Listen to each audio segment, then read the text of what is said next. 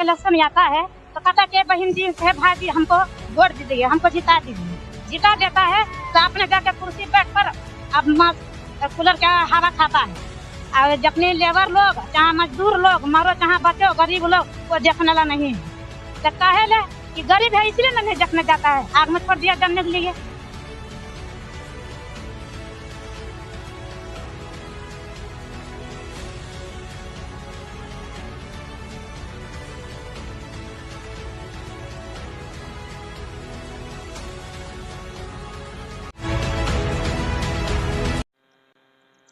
नमस्कार, मैं शंकर चौधरी पुनः झरिया विधानसभा में एक बार फिर आपको दिखा रहे हैं कि बस्ताकुला 7 नंबर भूदशान एरिया में कुछ लोग रहते थे। वहां उनकी स्थिति यह हो गई थी कि अगर वो राम भरोसे समझिए रह रहे थे, यदि इसमें लोग नहीं लगते तो उनकी भूदशान में वो धंस के खत्म हो जाते पूरा परिवार।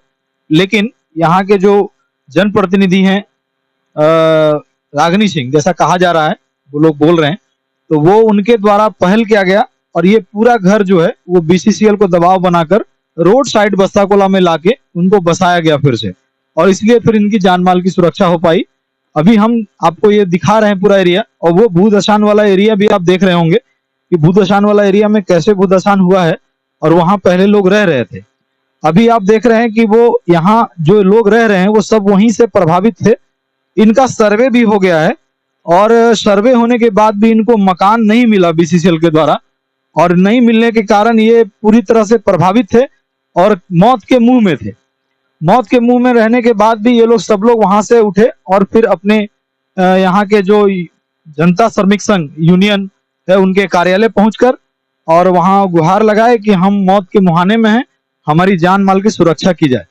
और वो सुरक्षा के दृष्टि से वो जनता श्रमिक संघ के जो प्रतिनिधि हैं वो लोग पहल किए, और पहल करने का नतीजा ये हुआ कि बीसीसीएल पे दबाव बना, और बीसीसीएल के दबाव बनने के कारण यहाँ लोग बस्ताकुला रोड साइड में आके इनको एक पहाड़ी के बगल में जगह दिया गया और बीसीसीएल के द्वारा बना के इनको फिर से वहां वो रहने के लिए आश्रय दिया गया, जिससे कि इनकी जान माल की सुरक्षा हो सके।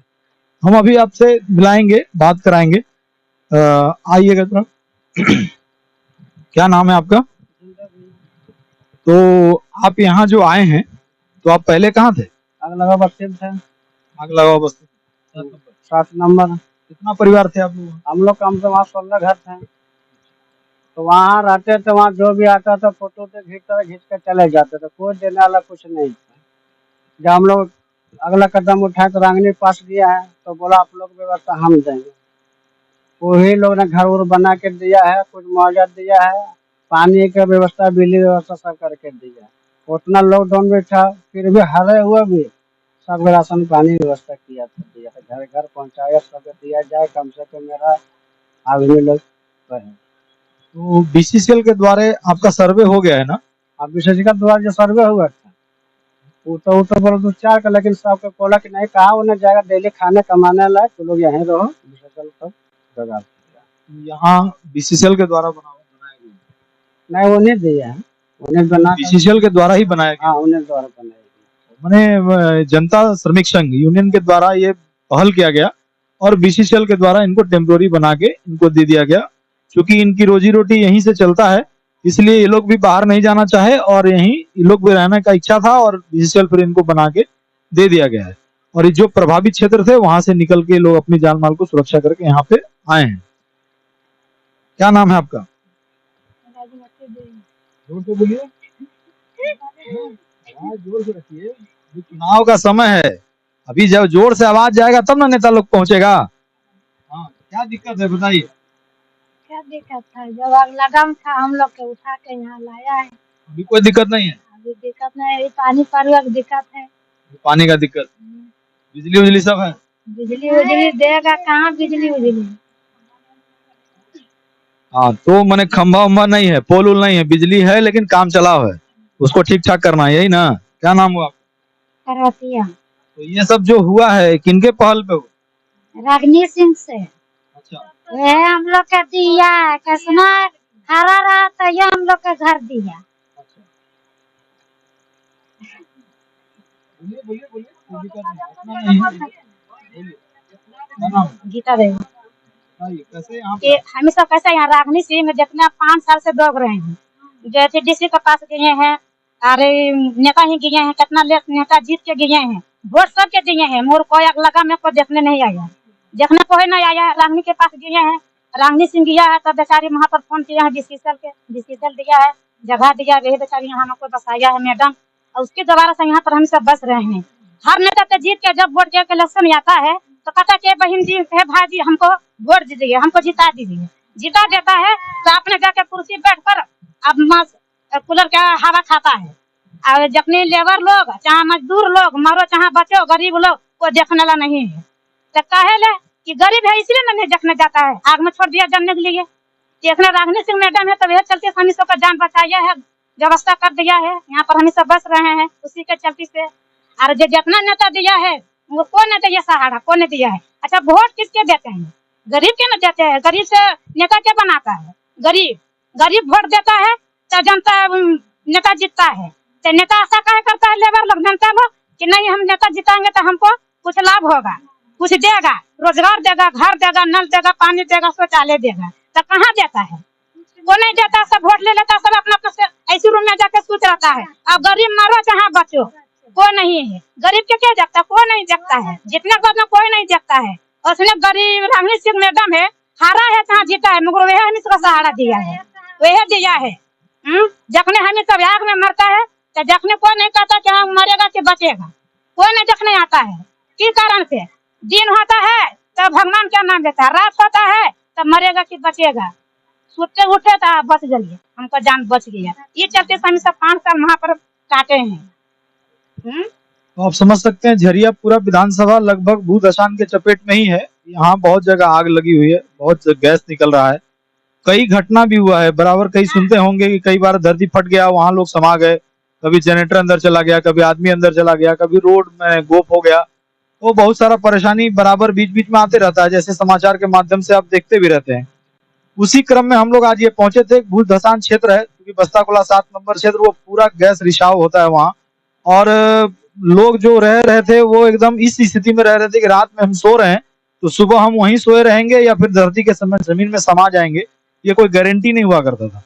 और उस गारंटी की स्थिति यह था कि कई प्रतिनिधि के पास ये गए, ये कह रहे हैं कि सरकारी महकमा से लेके बीसीसीआई से लेके झारखंड सरकार के पदाधिकारी तक भी ये गए हैं और अपने जनप्रतिनिधि तक भी इनकी बात सूचना पहुंचाई गई। लेकिन चूंकि ये रागनी सिंह का नाम इसलिए ले रहे हैं, ये लेना वाजिब भी है, क्योंकि हमारे जो काम करेगा हम उसे लेंगे।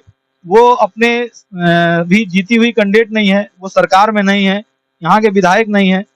एक यूनियन है उनके पास, जनता श्रमिक संघ, और उसी यूनियन का नेतृत्व करती हैं, बीजेपी के नेता हैं। और उनके पहल पे ये लोग का जान माल की सुरक्षा हो पाया, उनके पहल पे बीसीसीएल के द्वारा इनके मकान बना के दी गई। तो स्वाभाविक है कि जिनके पहल पे ये काम किया जाएगा उनका नाम पब्लिक लेगा ही। तो हर एक नेता को ये लगना चाहिए कि जो भी यहाँ के प्रतिनिधि हैं या जो प्रतिनिधि बनने के होर में है, ये सभी लोग को लगना चाहिए कि हम जनता का ध्यान रखें, क्योंकि जनता ही हमारा भाग्य विधाता है। अंतोगत्वा आपको जनता के पास ही पहुंचना है और उसके वोट से ही आपको सिरमौर बनना है। आप जिस कुर्सी की लालसा में हैं वो कुर्सी यही लोग देते हैं आपको, और तभी जाके आप मंत्री, विधायक, संतरी जो भी बनते हैं, ये सब यही तभी होता है जब एक जनता आपको वोट करे।